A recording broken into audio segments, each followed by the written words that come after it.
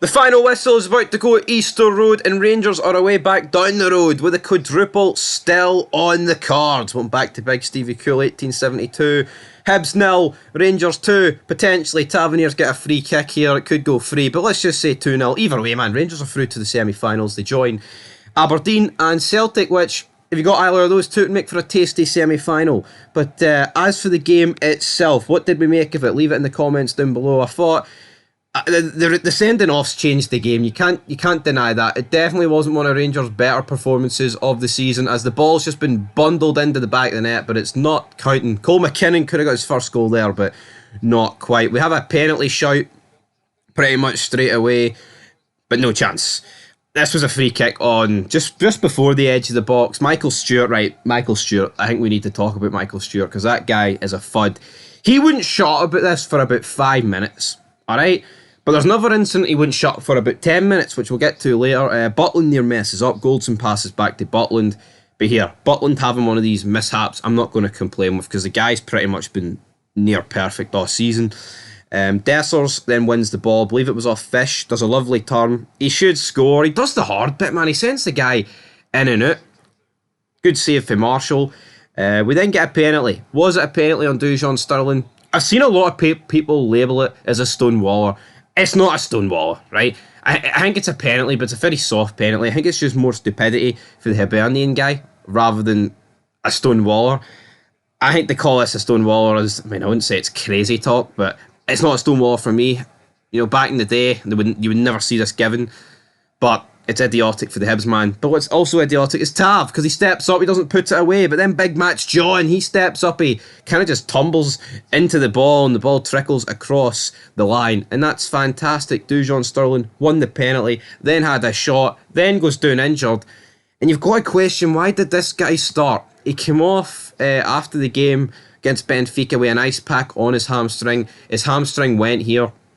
Begs the question why this guy was starting. Like, I get it, we're not really blessed with many options at the minute. There is a lot of injuries, and if you take Dujon Sterling out this game, the penalty probably never happens, and therefore Rangers are 0-0 going into that second half. We then have a pretty horror incident where John Souttar and Boyle collide. Boyle hits the deck. We didn't really get any replays of it, but it looked just like a coming together. Hopefully Martin Boyle will be alright. It was a lengthy delay of about 9 minutes, but didn't look too good for him, and that's pretty much the first half summed up. We then go into the second half, and then this is where shit kind of hits the fan. Connor Goldson was absolutely abysmal. I don't know what is happening with this guy. See, when a ball bounces in front of him, he forgets how to defend. I've seen people say he was defending like he was drunk. Well, I mean, what's he drinking? Is he drinking pish? Because that's all he became all of a sudden. And it's for a guy that's been a mainstay in this Rangers team for 6 years. He is very prone to these incidents where the ball bounces and he forgets how to defend. We've seen it. Now, yeah, the Europa League final didn't bounce, but how many times this season and previous seasons has Connor Goldson cost Rangers? Look at Miovski at Ibrox a couple of weeks ago, Neil Warnock's first game. Look at that. That was a disaster from him here.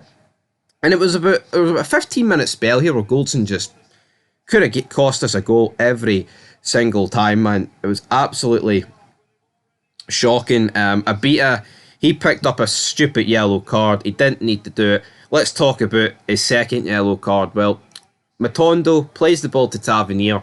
Tavernier tries to find Matondo, but I'm not going to say... Tavernier didn't even release the ball, so he was looking for a run. Matondo tries to make the run. Abita kind of blocks Matondo. His arm...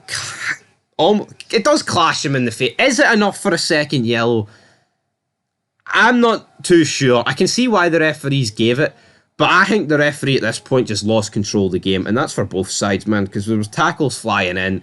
He gives this a second yellow. It's one of those ones where, again, it's similar to his first yellow, where it's just, he doesn't need to do it. It's so avoidable, and I think it's like the penalty as well. As much as you can think it's soft, you've got to look at your own player for this. It's avoidable so much for a beater here. He gets sent off, and before you can even digest the fact that Hibs are down to 10, they're down to 9, because Mariah Welsh jumps in, 2 feet it, double foot it, whatever you want to call it. Doesn't exactly catch John Lundstrom head on the Achilles on the ankle, but he catches him. Is it a red? Yeah, I think it is a red because you look at football these days. I mean, look at Dujon Sterling get sent off for against Aberdeen, and there's been other incidents like this. I mean, this is way more of a red than what people were claiming Dan Casey's to be last week for me. This was pure enraged about the fact that Hibs just went down to 10 men about, 15 seconds prior to it. Lundstrom could have got seriously injured here, didn't. Thankfully, he did get man of the match. And after this, I thought Rangers were really poor. I mean, you're playing against 9 men. This is time to grab the game by the scruff of the neck and put about 4 past Hibs. Fabio Silva, lovely bit of work. He makes it 2-0. But that's pretty much where it ended. I thought it was a really poor performance for Rangers.